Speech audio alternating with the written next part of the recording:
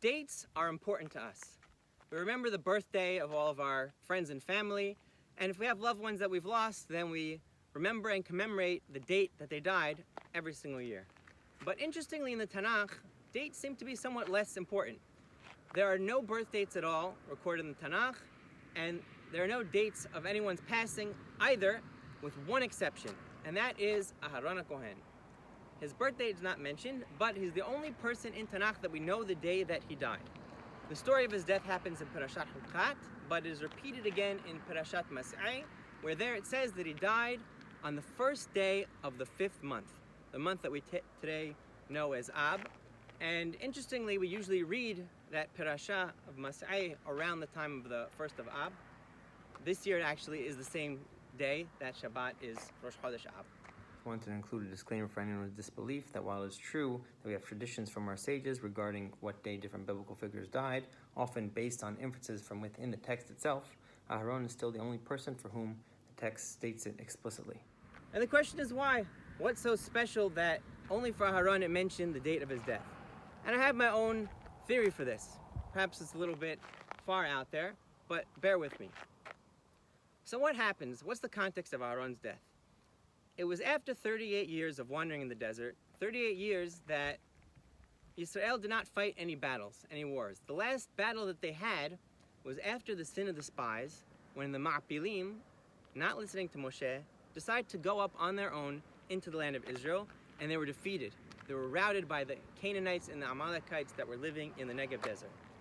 And that's the last thing that Israel remembers, and they still are afraid of those enemies.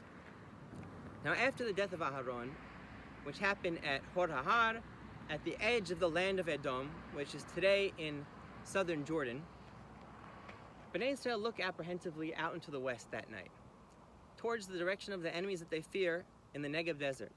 But they see in the sky something that they took as a sign from God. If it was Rosh Hodesh, what would they see in the sky? The new moon, the crescent-shaped moon that signals the beginning of every Hebrew month. And to them it looked like a bow, as in a bow and arrow, and they saw it as God's weapon facing down upon their enemies. A sort of reassurance that God was with them and was going to fight with them in their battles, despite the fact that Aharon had died. Our rabbis tell us that after Aharon died, the clouds of glory, that protection, had left Bnei Israel, so they were afraid. And indeed, the very next thing that happens is that the king of Arad hears about Aharon's death, and indeed he sees it as an opportunity. He says, now Bnei Israel are vulnerable, I'm going to attack them. And behind me is Highway 31, which goes towards Arad in the west. So this is the direction that the king of Arad and his armies would have went down towards the Arabah Valley, which divides Israel and Jordan from the Dead Sea towards Eilat. And they went south and then up the hill east towards Hor Hahar. And they attack Bnei Israel and they take captives. And Bnei Israel, they overcome their fears. They remember that sign that they saw after Aharon had died, and they go back out on the attack and defeat the king of Arad in battle. And perhaps we can learn from this story that, as we say in the Selihot, Eloheinu shebashamayim aseh imanu od tova. We always ask God in the heavens to send us some sign for good. So if we read this story, we think about things that we see all the time. If we open our eyes, we can see that sometimes God is communicating to us. There are signs, we just have to pay attention to them. Thanks so much for watching, and have a great day.